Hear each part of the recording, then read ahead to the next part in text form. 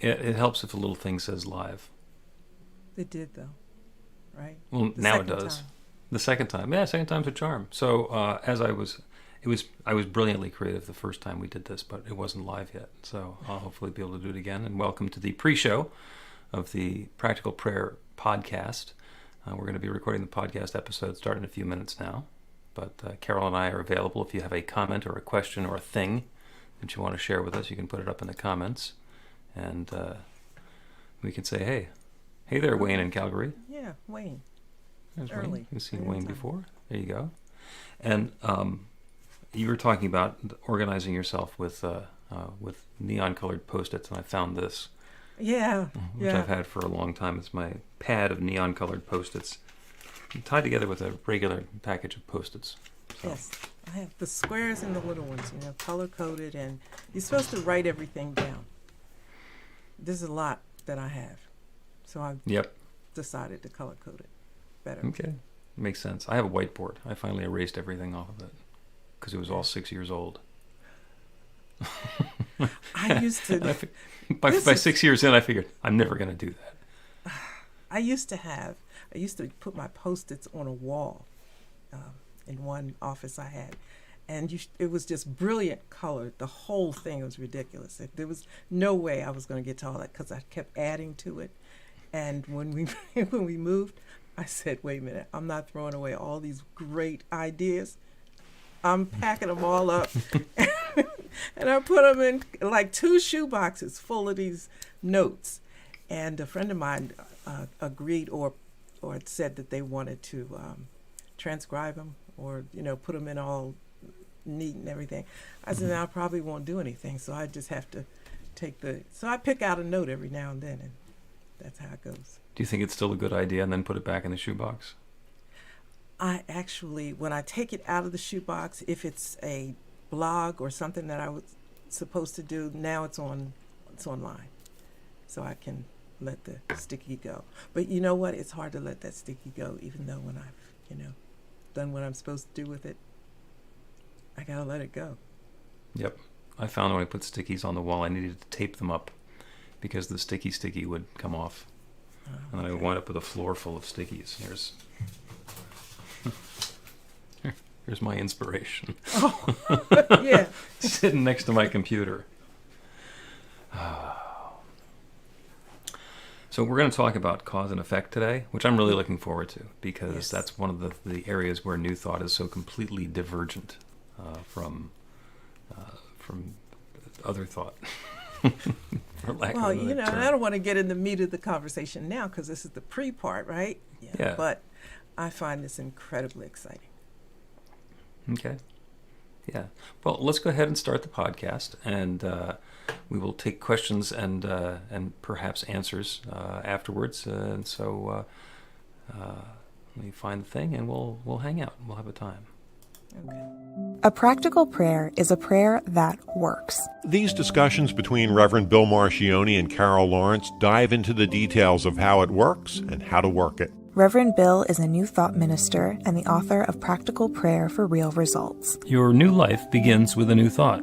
Carol Lawrence is on a spiritual quest, finding the New Thought teaching after decades on the pulpit in 3 different traditional denominations. I've got some questions. Together, they're exploring the philosophy and activities that come together from many of the world's religions to create the practical spirituality that is New Thought.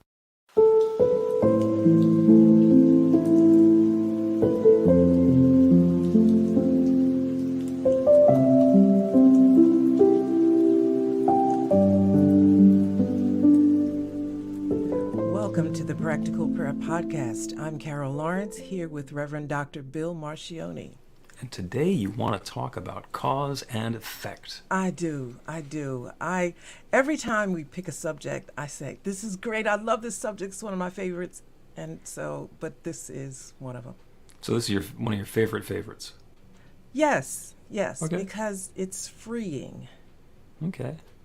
Well, in the normal world around us, people understand cause and effect to be, I want to move something. So the cause is I push on it, and the effect is that it moves. The cause is that I throw the rock, and the effect is that it hits somebody or something or rolls down the hill.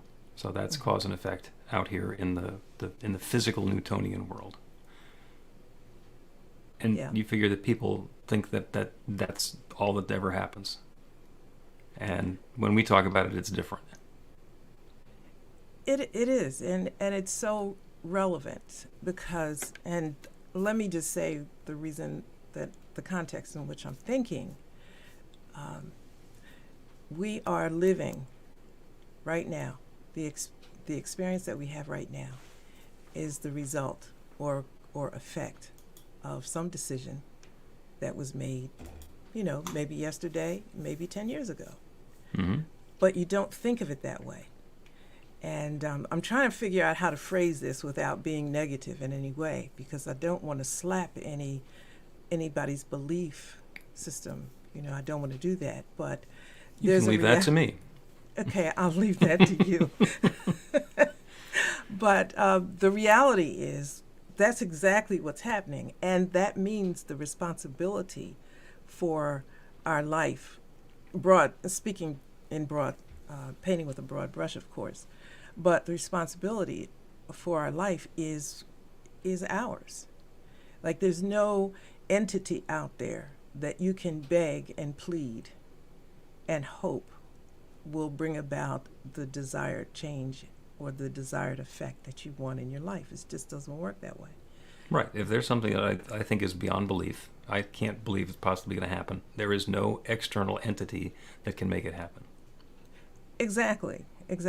And that's a touchy thing, because, the entity that we're talking about is God. I call God spirit. And people, I don't want us to poo-poo what somebody believes about the activity of God in their life, because you can't deny a person's experience. But after a while, you look at the pattern and you see that where you are right now is a result of past behavior. And, you keep doing the same thing, you get the same result. Right. And I didn't give the new thought equivalent of cause and effect at the beginning when I described cause and effect, which is where if I want something to move, I push on it, and that's the cause, and then it actually moving is the effect. Mm-hmm. In new thought, we understand that everything starts in consciousness. First cause was God creating everything and sharing its creative energy and power and law with its everything. And wherever consciousness shows up is the ability to activate that law again or some more. It's not again, it's a continuous kind of thing. So in new thought thinking, the cause is the choice, the decision, the intention to have the thing move. The first effect is pushing on the thing. That is a result of our thinking, I want to have that thing move. So the first thing that we do, the first effect, is to push. The secondary effect is that the thing moves. But it's all done in consciousness. It all happens in consciousness. And that's really important because we are free to choose whatever it is we want. There is not some superseding consciousness that's going to override what we want. It may give us something different than we said we wanted, but that's not because it's doing something other than what we wanted. It's because what we want and what we believe is possible are different. Because the law is always responding to our beliefs. When our beliefs are activated by our words, then there's a very clear focus for that creative power, and it brings things into our experience in just spectacular ways. But there's nobody sitting in a director's chair deciding what it is that we're going to get. Exactly. When you say that it all starts in consciousness, could you say that another way? The consciousness, mind, it goes beyond intelligence. It's belief. So whatever it is that exists in my belief system, in my consciousness, is what's going to be showing up in my life. And I can change that. Usually it's in incremental steps. Sometimes it can be something transformational and amazing. There was a huge change in my life when I learned about the technique of creating a new experience using a practical prayer, because I was suddenly able to get changes happening in my life instantaneously or really rapidly, and amazing changes that would happen that I would not have had any reason to expect would happen. But I opened up the belief to the possibility that this could happen, and I set the intention that it would, that the experience was unfolding. I got what I call my small self out of the way, and the creative power that knows how to create galaxies started creating stuff in my life. Mm-hmm. I mean, I think I've told the story before about how it was that I moved back from Florida to Philadelphia. I got exiled. It was accidental. I was on the radio, and I moved from Philly to South Carolina for a radio job. And 6 months later, it turned out that I needed a different radio job, and I got hired to go to Miami, Fort Lauderdale. So we moved down there, and the radio job lasted about a half a year, which had been a problem with me in the radio business up until then. So I switched into advertising and technology and marketing and did other things while living in Florida, wanting to move back to the Philadelphia area, but not having the means, the mechanism, the job, whatever, to do that, and for all kinds of reasons. Wound up getting, I've had lots of jobs that were the best job of my life. And one of the best jobs of my life at that time caused us to move from Fort Lauderdale to Tampa. And that's where I really found the New Thought teaching, a very small spiritual community in Tampa, where I learned to do practical prayer, which at that point, being Religious Science International, was called spiritual mind treatment. And set the intention that I really wanted to move back to Philadelphia with my family, and to do so in a way that we're not going to go broke, and we're going to be fully supported, and there's going to be good work and all the rest of that. And the company that I moved to Tampa to join had been a very small consulting company. And a couple of months before I joined them, they'd been acquired by a large nationwide printing supplies company. And so went to work for them. And they kept on changing around our mission, taking us from supporting publishing companies to supporting printing companies. And there was all sorts of noise about how, well, they might just roll this little group in Tampa up into one of the organizations that they had in a bigger city someplace. All of it was scuttlebutt. And we're thinking, okay, we've got family in Philadelphia. There's reasons to go. There's reasons not to go. Is this actually going to be okay for us? Are we going to be like jumping into a hornet's nest or something? There's a big national trade show that happened a couple of times, every couple of years. And they put our little group in Tampa in charge of the trade show presence. And the trade show happened to be at the Pennsylvania Convention Center in Philly. So I got sent up to Philly for 2 weeks to prep and run the trade show with a hotel room. So all I had to do was fly my wife and daughter up, and we got a 2-week audition with a rental car to hang out in Philadelphia and see if it was going to be okay. And it turns out, yeah, it is okay. Now, I was opening myself up to this possibility, and we knew a few months ahead of time that we were going to be doing the trade show. And set the intention, okay, we're now ready to move to Philadelphia. I don't want to be doing something different in Central Florida. I'm open to that possibility. And the boss, who at that point was working in headquarters in Pensacola, New Jersey, came in and made the announcement that they're closing the Tampa office. Everybody's getting fired except me and 2 other guys. They were remote, working in the Northeast, and they wanted me to move and work at headquarters in Pensacola, New Jersey. Wow. Yeah. Wow. So a raise, a promotion, a move, all the expenses paid, and they started treating me like a king because they put me in charge of a thing. So is there any reason to believe that that could happen? No. In the beginning, no. Who would script that? Okay, I want to get a job in Tampa so we can move to Tampa so the people in Tampa can move us so we can do a test drive in Philadelphia so that I can then get moved from Tampa to Philly at somebody else's expense. And by the way, it was very convenient because for 3 months I was the only person working in the office in Tampa. I had an awful lot of autonomy. I got used to it. So when we talk about cause and effect, the cause was not me telling somebody to move me to Philly. The cause was not me finagling something. The cause was me getting to the point in consciousness, in my belief, that this was possible, and to open myself to those possibilities and let go of everything that wasn't like it. That was the cause. And the effect was all of those things happening by seemingly sheer coincidence. Okay, number one. That's a lot. That's a whole lot in there. So Well, I'm there's a gonna big try- story, yeah. Yeah, so I'm going to try to pick out a couple of things. So how long did it take from Florida to Philly? We were in Tampa for 1 year. Mm-hmm. The lease on the house was up in February, or the end of February of '97, and we had signed the lease sometime in February, and so we were out of there in a year. I had found the spiritual community where I learned this probably in the summer, and learned to do the prayer techniques probably, I'm going to say, October, November timeframe. So between October and February, all of this stuff happened. October and February. Okay. And then you were in Philly by February. The trade show was in October. October. Okay. So we were just starting to learn this stuff, and it's just starting to happen. And I think they closed down the office in November, December. So a little bit of time. That wasn't a huge amount of time, but a little bit of time there. But the key thing in your story in the beginning is that you believed it could happen. Right? I opened myself to the possibility that it could happen. And I let go of any resistance that I had. And initially the resistance is, do we really want to move back to Philly where the family is and get ensnarled in all of the family stuff that had been going on previously? Do we really want to, do this thing?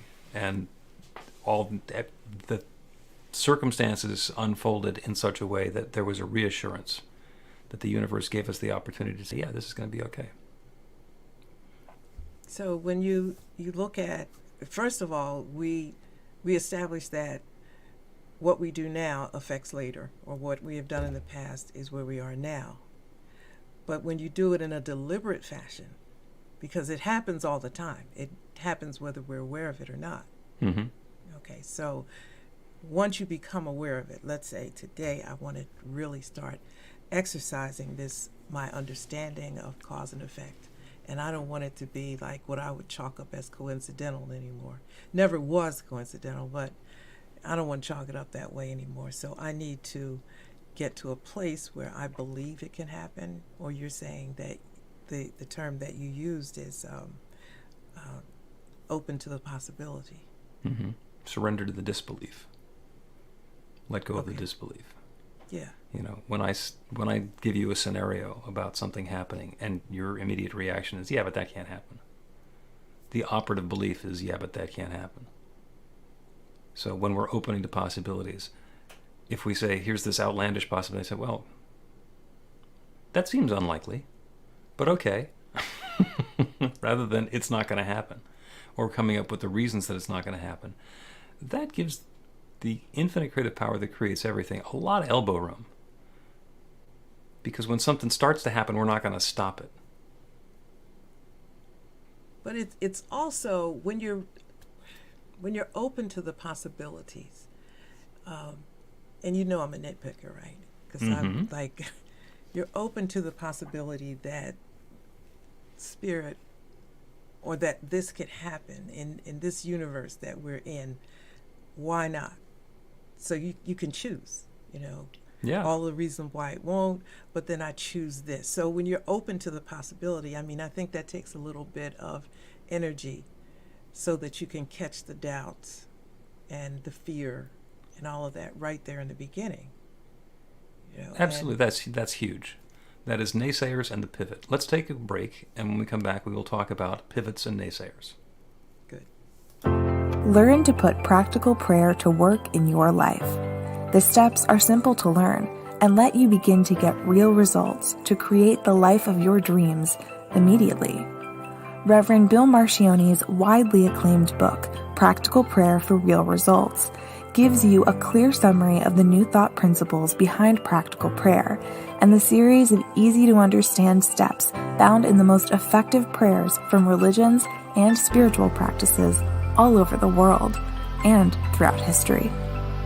Practical prayer is not a replacement for your religion or practice. It's a technique to make the work you do in consciousness even more effective.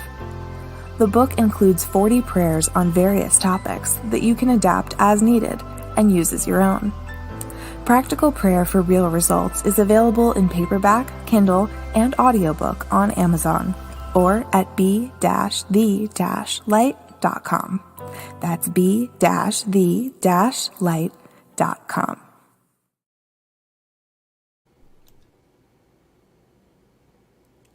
One more time. You need to unmute again. Welcome back to the Practical Prayer Podcast. I'm Carol Lawrence here with Reverend Dr. Bill Marchiony. We're going to continue this discussion on Naysayers and the pivot. Okay. Cause and effect. And those are not the same.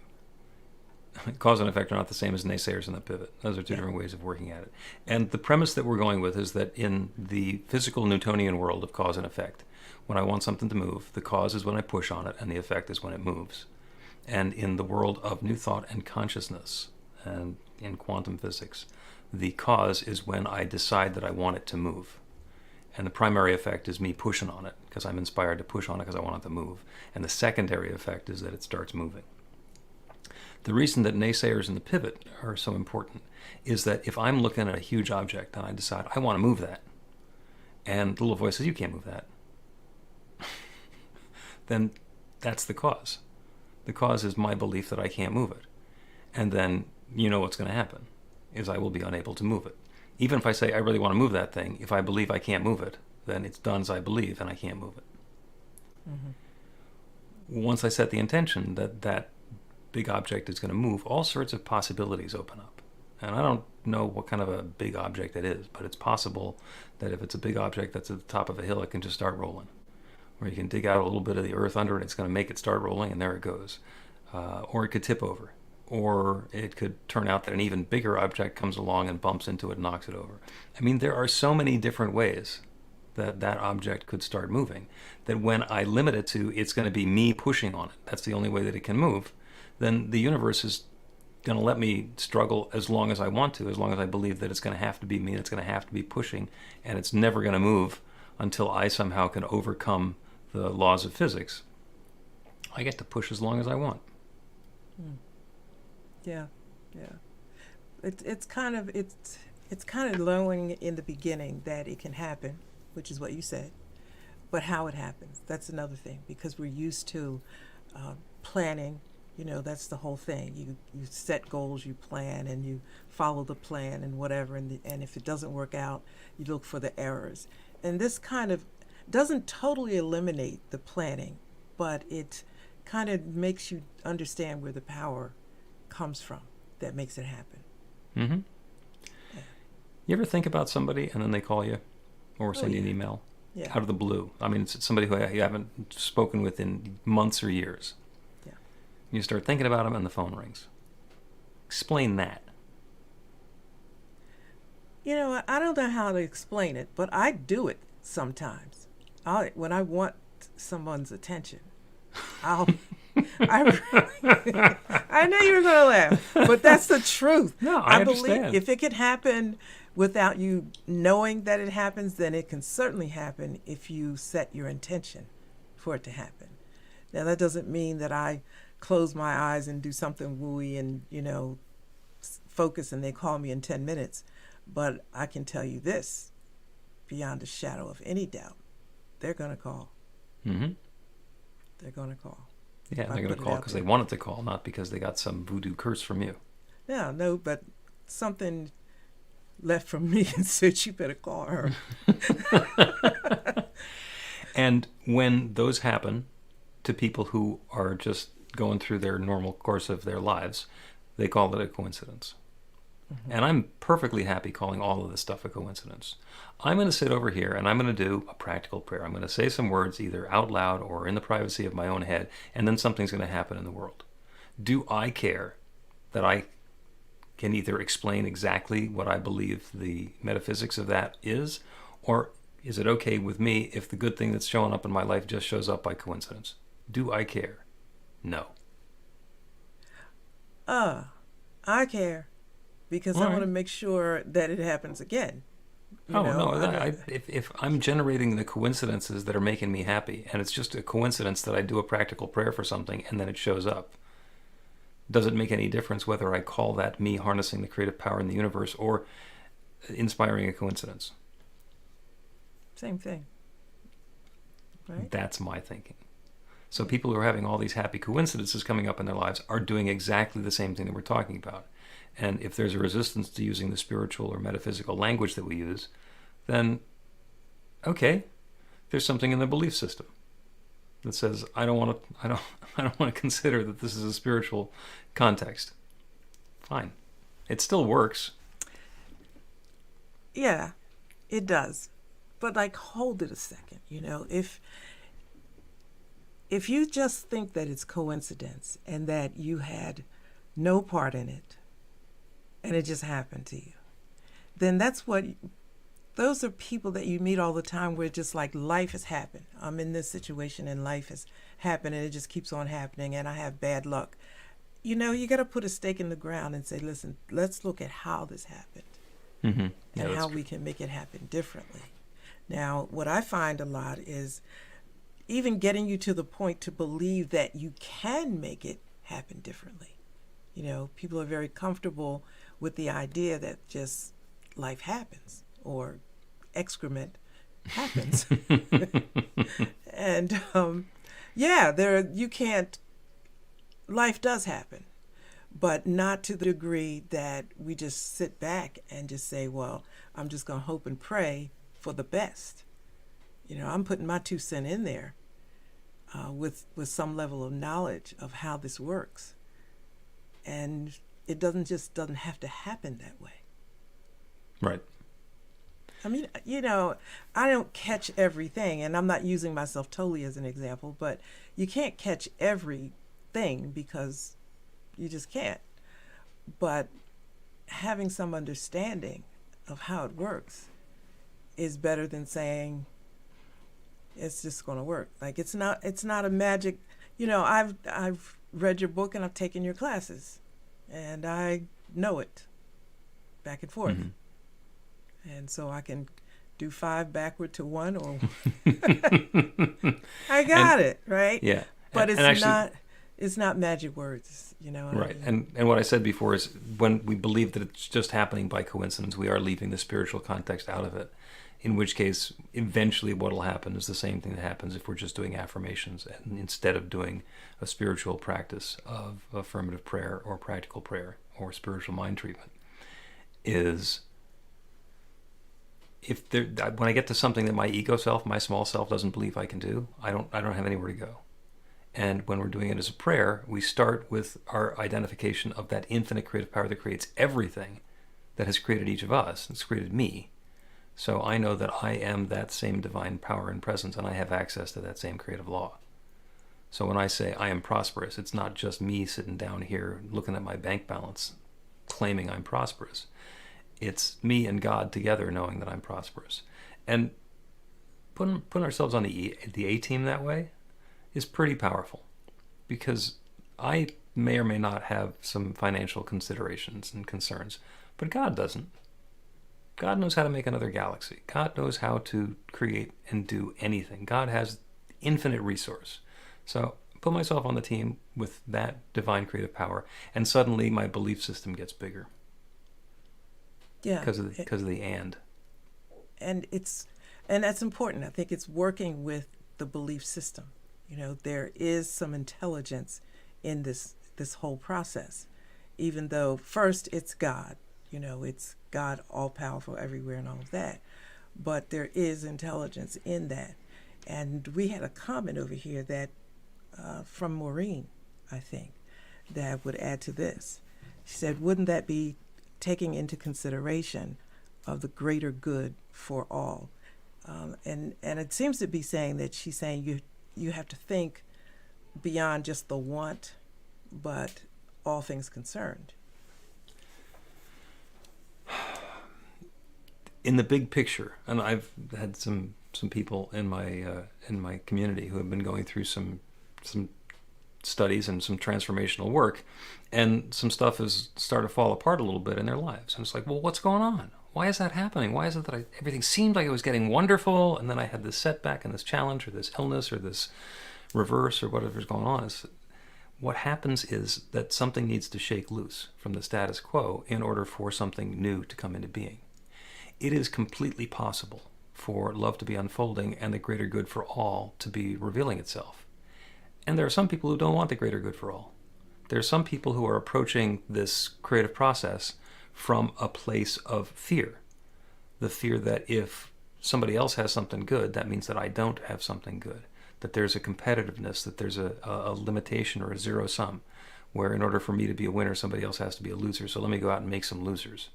And when that gets into the world, that directly competes with the notion of greatest good, because then there are people who are actively campaigning against it. So it turns out, in my experience, that greatest good generally is a wonderful way to go because it doesn't create any opposition. It's the least amount of friction.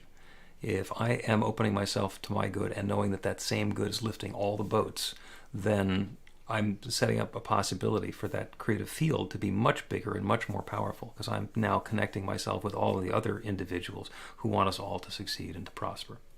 Mm-hmm. And so that brings in some other ideas about your mindset and how you feel about things, character, for example, and all of that's a part of it. In the old tradition of praying, when you get all that together and you discover that you're a wretch undone, and that by the time you start praying, you've already decided that you're not worth it and that you don't deserve it. And then the greater good kind of even takes a step back from that, because my goodness, if I don't think I'm worth it, I'm not going to bring other people, or you don't even think about the greater good in that respect. Right. And then there's the thing about, do I have the right in my terrible condition to even ask for such a thing, which is right. good. If I go into the prayer believing that I don't deserve whatever good it is that I'm looking for, and hoping that a power outside of myself will decide that I'm wrong and I do deserve it, well, then the prayer is either for me to not have it or to be wrong. And that really goes against everything that we're about. The idea is to align ourselves with that infinite creative power and use it and allow it to work, and just to work it, because it does work. A perfect example of group consciousness is the Unexpected Income Club. We run that periodically in New Thought, Philadelphia. And people who join the club basically make a commitment to do a practical prayer once a day. And it's a prayer for themselves and for everybody else in the Unexpected Income Club to joyously receive unexpected income from whatever source. And it's joyously because we don't want it to be things like insurance settlements and inheritances. So we are open to the good showing up in whatever is going to happen, and we're going to include it to be joyous. And we're supporting each other by putting that out for all the members of the group. We don't even need to know who all the group members are, because it's one infinite mind. The infinite knows who the members of the group are. And by putting that energy and intention into this universal creative power, the unexpected income stories that show up are just entertaining. There was a woman in the Beyond Limits class, and she's in the Unexpected Income Club, and she got a check in the mail for $165 or something from her insurance company. And it's like, what is this for? And she thought it was a scam. Like, why is there a check showing up at my house from the insurance? So she called them, and they said, oh yes, there was you were overbilled for some amount in 2019. so we refunded the money. It's like, that's 3 years ago. That's 3 years have gone by. That's completely unexpected. But now that she understands the story, it's completely reasonable. And she could get huffy and say, well, why did it take you so long? But it showed up at exactly the perfect time. I believe that. Yeah. And we think about it as coincidence. But the reason that I asked you about how long it took you to get from Florida to Philadelphia, because when you pray, it's not always instant. The cause and the effect may be like a year or two in between. Oh, there was definitely unfolding time in there. Yeah, and I think that has to be taken into consideration. I think you have to say that that's okay. You don't have to say it's going to be okay. You just have to deal with it, because the universe works the way the universe is going to work, it's possible for the stuff to happen almost instantaneously. I mean, from the time I started doing the practical prayers for clarity on whether we wanted to move to Philadelphia till the time that we got to Philadelphia was 6 months. And prior to that, it had been 9.5 years. But when you don't say that it's okay, when you don't go into it with that mindset that the time is going to be whatever it is, and that's okay, I think you can be resistant. Oh, yeah. And change your mind or whatever, and just get all tangled up and not move at all. Either the universe is in charge or not. It either works the way it works or it doesn't. Mm-hmm. You know, and I think that I'm extremely practical in that regard. If this is the way you say it works, and I can line this up with my belief system, then fine. You know, for example, there's something that I was planning to do. I wanted to see this happen, and I thought, okay, I got everything in line, I believe, and that's it. But other things started to occur to me. You know, when this particular thing happens, are you going to take all of this baggage into this nice, new, wonderful situation? Mm-hmm. And if that's the case, you're going to be just as dissatisfied in the wonderful new situation. Even though it's wonderful and new, you're going to have the same struggles and whatever. So I backed up and said, okay, this is what I want. And I recognize to unpack the baggage probably will take some time. Could happen by magic, but I doubt it. So I'm open to that. You know, I mean, if it happens by magic, fine, but I don't think so. And I don't, you know, I'm cool with that. I'm just cool with it. If it's going to take a while, let me find some joy with what I'm doing right here. Because I know it's going to happen eventually, unless I change my mind and decide I want something else. Right. And that is all about perfect unfolding and all the pieces fitting together properly. Because I, for example, want to spend a lovely week at the beach, lying out on the beach and listening to the waves and just enjoying my time.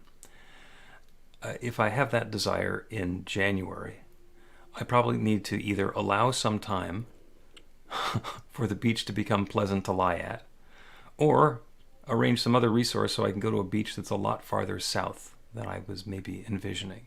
So the divine unfolding is the guidance on what's available now, what's available to me, what's the best and highest that can be evolving and unfolding for me, and then let that happen rather than be attached to a specific timetable or a specific experience. If we get ourselves set for the texture, the tone, the flavor of the experience, how we want to feel when we're having that experience, that leaves a lot of elbow room for the creative process to create something that leaves us feeling that way without having to do any of the things that we thought we would have to do in order to get there. Yes. So you know, you just talked about one of my favorite ascended masters, Neville Goddard. I'm happy to. Yeah. We're going to do a practical prayer about inviting coincidence. So we can just get as far away as we need to from the idea that we're doing anything. And we're going to invite some coincidences and understand them as miracles. We'll do that right after a break. You can put practical prayer to work in your life, and Reverend Bill Marchiony can help. He is offering an online class that teaches you to create your own practical prayer in 5 weekly 1-hour sessions. The final hour brings your practical prayer together, anchored in live original music by a notable New Thought musician. Practical prayer is based on the most effective prayers found in religions and spiritual practices all over the world. Use it to deepen ever more fully into the truth of your spiritual nature. It's the core of a transformational spiritual practice that's simple, even if it's not always easy. Reverend Bill is also available for private spiritual counseling prayer sessions. Together, you'll lean into the challenges you've experienced in life and explore the transformation that's possible through practical prayer. You'll uncover old, hidden beliefs and uproot them to make way for the life of your dreams. Everything you need to know is on the website at b-v-light.com. That's b-v-light.com.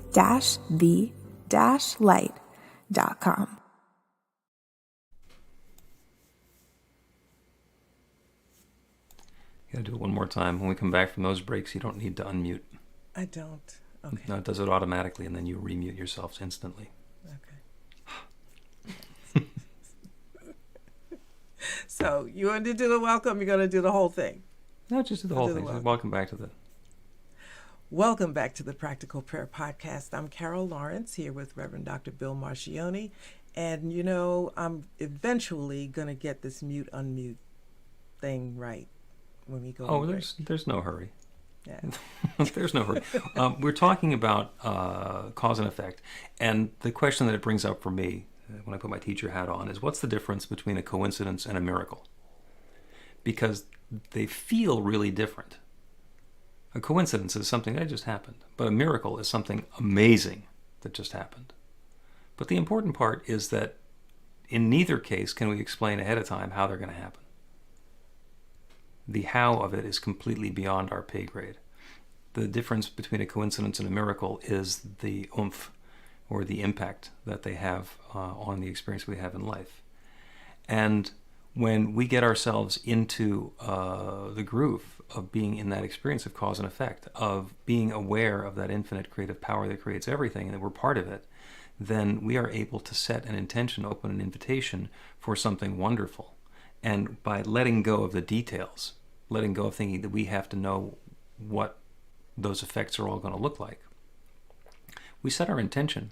We open ourselves to whatever that feeling is at the end of the whole thing. That's the cause. The cause is that new feeling of success, of harmony, of love, of vitality, of completion, of creativity, of partnership, of romance, of whatever we're looking for. Whatever that experience is coming into our lives. And then, depending on the level of astoundingness, it's either a miracle or a coincidence. So the prayer today is going to be on bringing that newness into life, whether it's a miracle or a coincidence, whether it's something that we consider to be delightful but small, or spectacular and big. In the eyes of the infinite creative power that creates galaxies, it's all pretty small. So we can think as big as we want, and we've got a partner that is working on a grand scale. So let us turn our attention away from the details in the world around us, the things that we think we know, the Newtonian physics where we think that the cause is pushing on something and the effect is moving, and turn ourselves to that infinite creative process where the cause is the desire to have that thing be moved into a new location, and then the effects to be whatever that motive force is coming to bear, whether it's us pushing on it or something else happening. And the secondary effect is that it winds up being in exactly the place that we were desirous of it being. And we get to come into that feeling of satisfaction and completion and harmony that everything is in its perfect place. So there are different details for each of us. We can all choose that next new experience that we want to be having, that feeling of success and completion and harmony and love that we are fully expecting to have once that newness is in our lives. So we set that as our intention. That is the invitation. And the infinite creative power that creates everything, that has created galaxies, that has created each of us individually and all of us together, that one source that blossoms forth as everything in creation has expressed itself as each of us as well. The consciousness that we embody is that infinite consciousness in personal form. Our physical beings are that divine, infinite presence taking particular form as us. So all of the good, all of the power, all of the possibility that is available anywhere is available everywhere and is available to each of us. So I now know and affirm and claim that that infinite creative power is creating this newness, this freshness, this transformation in each of our lives in a way that brings about exactly that feeling of joy and success and completion and satisfaction that we're inviting. There is no power in the universe that stands in opposition to this. There is only this one, and it is sharing itself in such a way as to bring this newness about. And it's happening now. It's happening in ways that go beyond what we would consider to be a coincidence. It's happening in a bold, grand, and glorious way that just comes out looking like a miracle, bringing a smile to our face and joy to our hearts and absolute clarity that love is at hand. And this goodness is unfolding in different ways for each of us, and it's all good. Nothing is taken away from anyone. It's good and more good and more good unfolding, and I'm so grateful for it. I'm grateful for this good. I'm grateful for the stories we each get to tell. I'm grateful for the awareness of this creative process and the willingness of each one to be able to surrender doubt, to turn away from the naysaying, to pivot towards those new possibilities, and to invite the infinite to create this newness. This is underway now. With this feeling of thanks, I speak this word of intention and I release it into that creative law that has always said yes. And I know it once again is responding with a loving and resounding yes. And so it is. So it is. I'm looking forward to the chat stories about the newness coming along. The Practical Prayer Podcast with Reverend Bill Marchiony and Carol Lawrence is a production of BeTheLight.com, be-the-light.com, where you can find more information about practical prayer for real results. Our theme is by Music of Wisdom. You can learn about the spiritual community of New Thought Philadelphia with daily guided meditations, Weekly celebrations of spirit, and Reverend Bill's classes in practical spirituality at newthoughtphilly.org.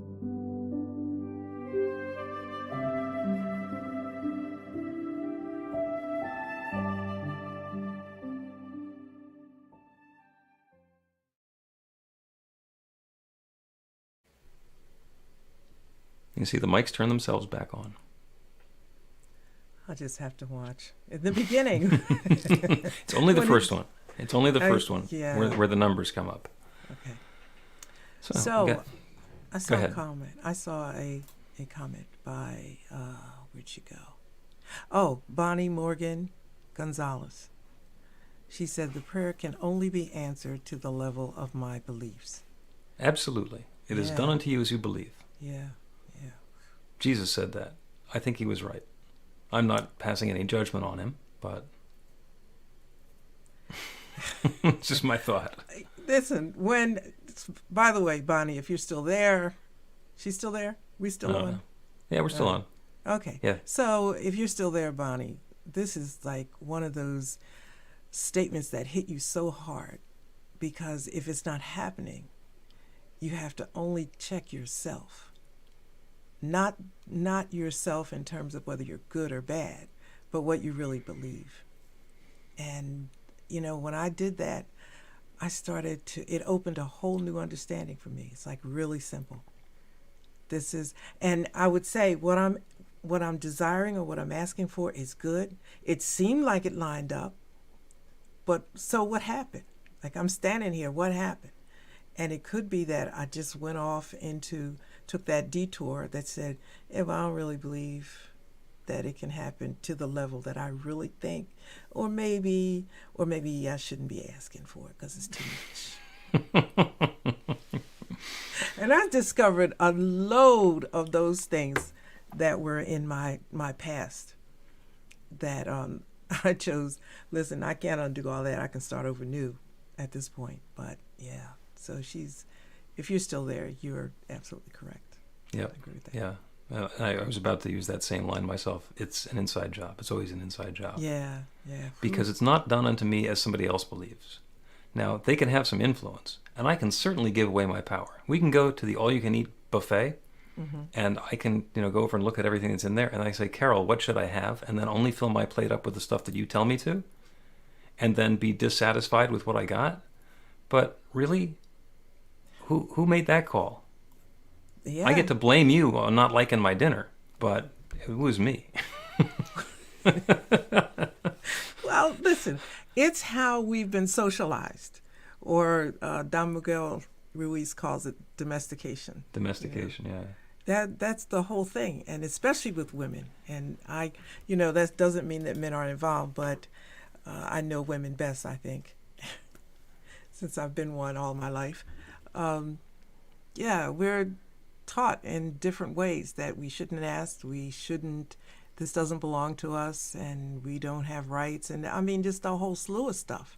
And then you're telling yourself, well, okay, you think you've reached a level of enlightenment when you say, okay, well, I think I should be able to do this, and nobody should be telling me, what's for me and what's not. But it's just not that simple. you know, because you got to dig out. You don't know how deep those roots go until you make an effort to go against them. Oh, yeah. How deep the roots, that's another great metaphor. Yeah. Like you start to pull out the tree and it's like, okay, but half the tree is still in the ground there. you took out the part that was on the top, but the rest of it is still in there, and it's going to mess up the next tree you try and plant until you deal with it. Yeah. So there's always something going on there. All right. Well, thank you, Carol. Wonderful episode of the Practical Prayer Podcast and the Practical Prayer Podcast live stream broadcast. God, that's a lot to say. Yeah. Okay. Well, I just want to say bye to Bonnie. Thank you, Wayne. Bonnie. Yeah, Wayne, I see all your stuff on there. You know, I got you. And and who else? There's a couple of folks on there. And we will be back next Monday at 1 o'clock Eastern. Yeah, so y'all hang in there with me, because I'm going to put my glasses on to read the things so I can, you know, get to them a little bit better. But y'all hang in there. See you next time.